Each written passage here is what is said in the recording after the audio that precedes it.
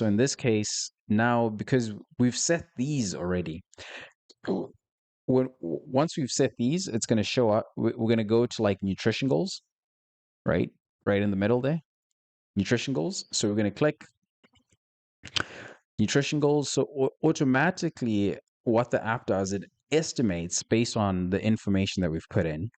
So the app estimates what the total calories that we have to eat are going to be. And it gives you your carbs, it gives you your protein, gives you your fats with the distribution, right? So you've got the 50, 30, 20. That's the distribution. So in this case, the carbs are like 283 grams. The protein is like 113 grams. The fat is like 75 grams. So I won't change the calories. But in this case, because she's looking to gain weight, the first thing that she needs to adjust, or the first thing that you need to adjust, is the protein. Because a lot of people don't eat enough protein in a day. And the protein that you eat has to be, this is where this is going to matter now. So we're going to look at this. Okay. So the protein that you have to eat is one gram to 1.2 grams or 1.5 grams per pound of body weight to support muscle synthesis and recovery. And then your carbs would be like 2 to 3 grams per pound of body weight. So the first thing that we're going to do is look at her distribution. So right now she was at 135 grams of protein. So I'm going to change the percentage point until it's 145 or as close as possible to 145. So I'm going to go with, so right now when I change that to like 25, it gives me 141. So I'm just going to bump it up a little bit to 30 pounds. And that's the next percentage point because it goes in 5% increments. So I'm going to go to 30%. And then when I go 30%, it's going to give me 170 grams. So that's over the 145. So which means we're tapping into that 1.2. And so I'm going to keep it there. And then if I try say done, right? It's not going to allow me because my percentage point at the bottom there, it's like 110. So the math is not adding. So now I'm going to reduce the carbs. So I'm going to reduce the carbs until the percentage point is back to 100. So now automatically I know that the carbs have to drop to 40%. So now when I drop the carbs, it goes down to 40%. The fats, I'm not going to adjust those because fats are already important for your hormones, especially for women. You want to make sure that you're eating enough fats in your diet. So now this is 100%. I can click it done, right? So right now I'm still eating the same, or she's going to eat the same calories, right? And the carbs, the protein have adjusted, and the fat has adjusted. And then if you were like, okay, I want to get leaner, I want to look leaner and still gain muscle. And I would say, okay, like let's see what we can do with the carbs because 226 grams of carbs, it can be depending on the person and the type of work that she does, right? So I could even increase the protein a bit more, or I would increase a bit of the fat, maybe, right? I could also do that.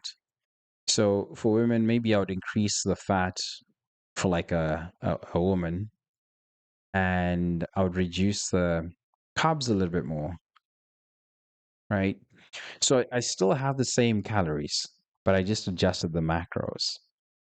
So which means that she can add a bit more fat into her diet, and which means that she can have that extra handful of nuts or like the avocado So that's something that she can still do. So yeah, so essentially this is the basis for your calories, for your macros, and you can play around with that. And obviously, like as you see results, you can always come back and adjust. But the most important is the protein. The protein, you want to make sure that it's at least 1 pound, at least minimum, right? Just for health reasons, right? But if you really want to have that lean look, I would increase the protein a bit more, right? Because the protein is going to help with building muscle. And by reducing your carbs will hold a bit more water weight. So when you reduce the carbs, then you're going to lose a bit of that water weight and water retention. So you can reduce the carbs a little bit, but don't reduce it too much where you're like struggling to get through the day. But you just want to make sure that it's at an appropriate level, that it's sustaining your energy throughout the day. Because if your energy is sustained throughout the day, you won't have that desire to snack on things that are not going to help you reach your goal, or snack on junk food or order food. You're not going to feel that drive or that desire. And yeah, the temptation is easier to manage, right? So if you have the premium, you can set your goals by meals, or you can actually show your protein, fats, and meals, right? So that's the nutrition goals. But for nutrition goals, that's all you really need to set up for now. And then you're going to have additional nutrition goals. So if you're someone who's like, okay, maybe I need to eat a bit more iron, I'm deficient in something, you also have like additional nutrition goals, right? Like at the bottom of nutrition goals. So you can tap additional, right? Nutrition goals. And that's going to show you like saturated fats, polysaturated, mono, trans, cholesterol, sodium, potassium, fiber, sugar, vitamin A, C, calcium, iron. So I just usually leave these the same. And I usually just track as I eat my food to see, okay, if I don't actually have any vitamin C. For me personally, I enjoy and I find that foods with vitamin C help me a lot skin wise, and also just like recovery. And yeah, and so I think it's very helpful. And then now the next part is putting in your workouts. Okay, so how many workouts are you doing per week? So you can set that up. So now when you say, okay, maybe I'm doing 3 workouts, right? And maybe I'm training for, let's see, how many minutes? Let's say 60. Let's say you're training for an hour. So I'm going to put 60 minutes, right? I'm going to put 60 minutes there, and then boom, done, right?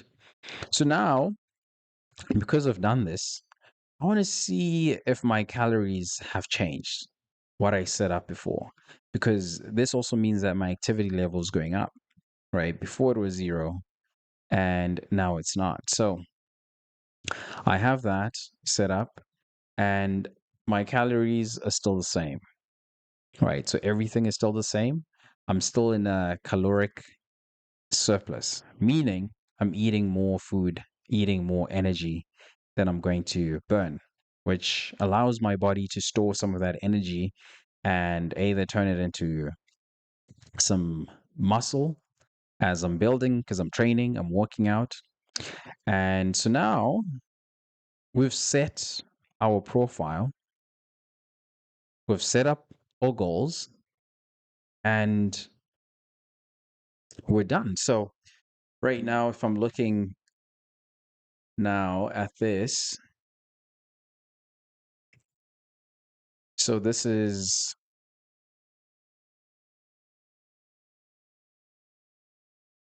yeah. So this is a guide on how to use my fitness pal, right? So we've downloaded and set up the app. So we've done that step by step. Okay, boom. Okay.